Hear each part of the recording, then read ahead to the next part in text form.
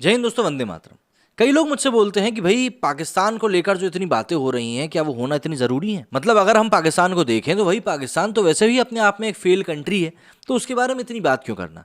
देखिए, हमारे लिए पाकिस्तान की बात करना इसलिए ज़रूरी हो जाता है क्योंकि पाकिस्तान है हमारा पड़ोसी मुल्क, और वहाँ पर जो भी कुछ होगा उसका डायरेक्ट नहीं तो इनडायरेक्ट असर भारत के ऊपर ज़रूर पड़ेगा। और अगर नहीं भी पड़ता है तो जो साउथ एशिया है उसमें पाकिस्तान अपना प्रभाव ज़रूर छोड़ सकता है, क्योंकि सही काम करने में काफ़ी टाइम लगता है, लेकिन गलत काम करने के लिए सिर्फ एक मौका चाहिए रहता है। और वैसे भी हम जानते हैं कि पाकिस्तान कितना मौका परस्त देश है, और वो ऐसे मौके बिल्कुल भी नहीं छोड़ता। अब ऐसे में यूएन में के अंदर जो ये मीटिंग सारी चल रही हैं उसमें पाकिस्तान के इमरान खान का बयान जो सामने आया है, वो बयान सुनकर भी उनकी बौखलाहट जो है वो यूएनजी में साफ तौर पर देखी जा सकती है, और इमरान खान इसके लिए किसी और को जिम्मेवार भी नहीं ठहरा सकते। पाकिस्तान के प्रधानमंत्री इमरान खान शनिवार तड़के संयुक्त राष्ट्र महासभा को संबोधित करने लगे। जो तय माना जा रहा था वही हुआ। इमरान ने कश्मीर और अफगानिस्तान पर ही भाषण का फोकस रखा। ऐसा लग रहा था कि वहां पर तालिबान के सेल्समैन बनकर आए हैं। उन्होंने आरोप लगाया कि कश्मीर में एक तरफा कदम उठाकर भारत ने जबरिया कब्जा किया है। इमरान के इस बयान का भारत ने करारा जवाब भी दिया। संयुक्त राष्ट्र में भारतीय डिप्लोमेट स्नेहा दुबे ने कहा कि पूरा जम्मू कश्मीर और लद्दाख हमेशा से भारत के अभिन्न हिस्से रहे हैं और हमेशा रहेंगे। इनमें पाकिस्तान के कब्जे वाले हिस्से भी शामिल हैं। पाकिस्तान को इन्हें तुरंत छोड़ देना चाहिए। दुबे ने कहा कि संयुक्त राष्ट्र के सदस्य देश जानते हैं कि पाकिस्तान का इतिहास आतंकियों को पालने और उनकी मदद करने का रहा है। ये पाकिस्तान की नीति में शामिल है।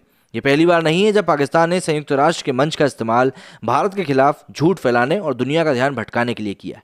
जबकि पाकिस्तान में आतंकी खुलेआम घूमते रहते हैं। ओसामा बिन लादेन को भी पाकिस्तान ने शरण दी थी। यहाँ तक कि पाकिस्तानी हुकूमत आज भी लादेन को शहीद कहती है। संयुक्त राष्ट्र महासभा को संबोधित करते हुए इमरान खान ने कहा कि अमेरिका में 9/11 हमले के बाद दुनिया भर के दक्षिणपंथियों मतलब राइट विंग ने मुसलमानों पर हमले शुरू कर दिए। भारत में इसका सबसे ज़्यादा असर है। वहाँ आरएसएस और भाजपा मुस्लिमों को निशाना बना रहे हैं, मुस्लिमों के साथ भेदभाव कर रहे हैं। कश्मीर में एक तरफा कदम उठाकर भारत ने जबरिया कब्जा किया हुआ है। मीडिया और इंटरनेट पर पाबंदी है। डेमोग्राफिक स्ट्रक्चर चेंज किया जा रहा है। मेजॉरिटी को माइनॉरिटी में बदला जा रहा है। ये दुर्भाग्य है कि दुनिया सिलेक्टिव रिएक्शन देती है। ये दोहरे मापदंड सैयद अली शाह गिलानी के परिजनों के साथ अन्याय हुआ है। मैं इस असेंबली से मांग करता हूँ कि गिलानी के परिवार को उनका अंतिम संस्कार इस्लामी तरीके से करने की मंजूरी दी जाए। इमरान ने आगे कहा कि हम भारत से अमन चाहते हैं, लेकिन भाजपा वहां दमन कर रही है। अब गेंद भारत के पाले में है। भारत को कश्मीर में उठाए गए कदमों को वापस लेना होगा। कश्मीर में बर्बरता बंद और डेमोग्राफिक चेंज बंद करना होगा। भारत सैन्य ताकत बढ़ा रहा है। इससे इस क्षेत्र का सैन्य संतुलन बिगड़ रहा है और दोनों देशों के पास न्यूक्लियर हथियार हैं। मतलब पाकिस्तान ने एक बार फिर से अपना न्यूक्लियर हथियार का रोना रो दिया। पाकिस्तान के प्रधानमंत्री ने अफगानिस्तान के हालात पर कहा कि वहाँ हालात बिगड़े हुए हैं और पाकिस्तान को इसके लिए जिम्मेदार ठहराया जा रहा है, लेकिन इसकी सबसे बड़ी कीमत हमने चुकाई है। 80,000 लोग मारे गए हैं, $120 बिलियन का नुकसान हुआ। हमने अमेरिका के लिए जंग लड़ी। 1983 में प्रेसिडेंट रोनाल्ड रीगन ने मुजाहिदीन को हीरो बताया था। जब सोवियत सेवाएं वहाँ से चली गईं तो अमेरिका ने अफगानिस्तान को अकेला छोड़ दिया। अमेरिका पर बरसते हुए इमरान ने कहा कि हम पर प्रतिबंध लगाए गए। बाद में यही मुजाहिदीन जिन्हें हमने ट्रेन किया था वो हमारे खिलाफ ही खड़े हो गए, हम पर हमले करने लगे। हमें कहा जाता है कि भैया आप तालिबान की मदद करते हैं। आज भी 30 लाख पश्तून पाकिस्तान में रहते हैं। उनकी तालिबान से सहानुभूति मौजूद है। अमेरिका ने पाकिस्तान में 480 ड्रोन हमले किए। इससे बहुत नुकसान हुआ। जो लोग मारे गए वो अमेरिका की बजाय पाकिस्तान से बदला लेते हैं। हमें अपनी राजधानी को किले में तब्दील करना पड़ा है। इसके साथ ही खान ने आगे कहा कि हमारे पास मजबूत सेना और दुनिया की बेहतरीन इंटेलिजेंस एजेंसी है। पाकिस्तान के बारे में दुनिया के ने 2 लफ्ज़ तारीफ के नहीं कहे, बल्कि हमें हर चीज़ का कसूरवार ठहराया गया। अफगानिस्तान का सैन्य समाधान नहीं है। ये मैं बाइडेन के सीनेटर रहते वक्त उन्हें बता चुका हूँ। आज ये सोचने की ज़रूरत है कि 3 लाख अफगान आर्मी क्यों हारी, तालिबान क्यों आए, अब क्या किया जाए। 2 रास्ते हैं। अगर हमने अफगानिस्तान को अकेला छोड़ा तो अगले साल तक आधे से ज़्यादा अफगान गरीबी रेखा के नीचे होंगे, और अगर ऐसा हुआ तो अफगानिस्तान फिर आतंकवाद की पनाहगाह बन जाएगा। ये वक्त है कि तालिबान हुकूमत को दुनिया स्वीकार करे और उसे मान्यता दे। तालिबान के वादों पर भरोसा करे। उन्होंने रिफॉर्म का वादा किया है। अगर ऐसा हुआ तो सबकी जीत होगी।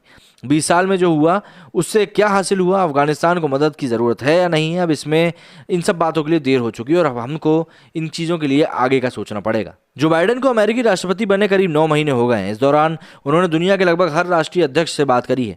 हैती और युगांडा जैसे गरीब और छोटे देशों के राष्ट्राध्यक्ष तो उनसे मिल भी चुके हैं, लेकिन इमरान से बाइडेन ने ना तो मुलाकात करी और ना ही फ़ोन पर बातचीत करी। इमरान को इस वजह से घर और बाहर जगहसाई का भी सामना करना पड़ रहा है। इस पर अक्सर उनके मीम्स भी बनते हैं। इमरान 2019 में पहली बार प्रधानमंत्री के तौर पर अमेरिका गए थे और तब उन्होंने यूएन में भाषण भी दिया था। जाहिर सी बात है इस दौरान कश्मीर का जिक्र किया गया था।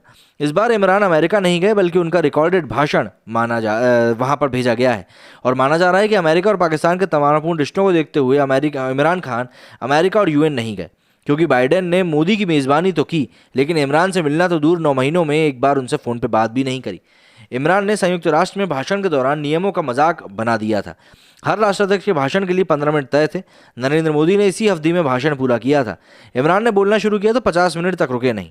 इस दौरान डायस पर लगा रेड बजर ब्लिंक करता रहा और इमरान उसे अनदेखा करते रहे। डायस पर 2 बजर थे, पहला ग्रीन जो कि शुरुआत में ब्लिंक होता है, तब नेता को बोलना शुरू करना होता है और जैसे ही वहाँ पर रेड सिग्नल आता है उनको बंद करना होता है। पर इमरान खान को ये सब बातें समझ में नहीं आई और समझ में आएंगी भी कैसे, क्योंकि वो एक ऐसे देश से आते हैं जो कि अपनी नासमझी के लिए बहुत ज़्यादा मशहूर है। अब पाकिस्तान की बौखलाहट एक बार फिर से सभी के सामने आ गई है और मुझे नहीं लगता कि इसके बाद अब उसको और भी ज़्यादा सहानुभूति मिलेगी। मेरे स्टूडियो में फिलहाल इतना ही। यदि आप लोग कुछ कहना तो मुझे कमेंट करके बिल्कुल बता सकते हैं। जय हिंद, जय भारत।